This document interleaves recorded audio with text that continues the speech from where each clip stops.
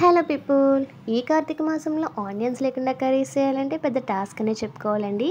కానీ అంతే టేస్టీగా ఇక్కడ వంకాయ కర్రీని మనం ఆనియన్స్ లేకుండా చాలా క్విక్గా అలాగే టేస్టీగా ఎలా చేసుకోవచ్చు అనేది అయితే ఈ వీడియోలో చూపిస్తాను. ఫస్ట్ అయితే ఇక్కడ టమాటాలను అయితే ముక్కల కింద కట్ చేసుకొని మిక్సీ గిన్నెలోకి వేసుకోవాలి. అందులోనే చిన్న దాల్చిన చెక్క ముక్క, ఒక 3-4 లవంగాలు, 2 ఇలాచీలు, అలాగే ఒక 6-7 వరకు జీడిపప్పు పలుకుల్ని కూడా వేసుకొని మెత్తగా గ్రైండ్ చేసుకొని పక్కన పెట్టుకోవాలి.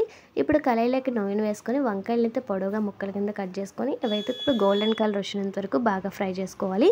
అవి బాగా ఫ్రై అయిన తర్వాత అవి కూడా ఒక ప్లేట్లో పట్టుకొని ఇప్పుడు అందులోకి అయితే 2 పచ్చిమిర్చి, కొంచెం జీలకర్ర, మనం ముందుగా రెడీ చేసి పెట్టుకున్న టమాటా ప్యూరీని కూడా వేసుకొని బాగా మగ్గించుకోవాలి.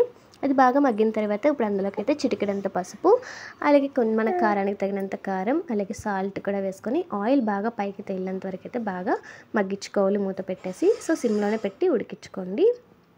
బాగా థిక్గా కన్సిస్టెన్సీ వచ్చిన తర్వాత ఇప్పుడు అందులోకి అయితే చింతపండు పలుపుని అయితే వేసుకోవాలి. ఆ చింతపండు పలుపు వేసుకొని కొంచెం వాటర్ కూడా వేసుకొని బాగా మరిగించుకోవాలి.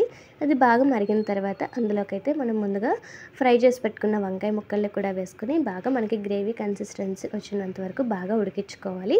అలా బాగా ఉడికిన తర్వాత మనకి లాస్ట్లో కొంచెం కొత్తిమీర అలాగే గరం మసాలా కూడా వేసుకొని సర్వ్ చేసుకుంటే చాలా టేస్టీగా ఉంటుంది. ఏ మాటకి ఆ మాట. ఉల్లిపాయ లేకపోయినా సరే కర్రీ అయితే చాలా బాగా వచ్చిందండి. సో మీరు కూడా ఒకసారి ట్రై చేసి ఎలా వచ్చిందో నాకైతే కామెంట్స్లో చెప్పండి. వీడియో నచ్చితే లైక్ చేయండి, సబ్స్క్రైబ్ చేసుకోండి.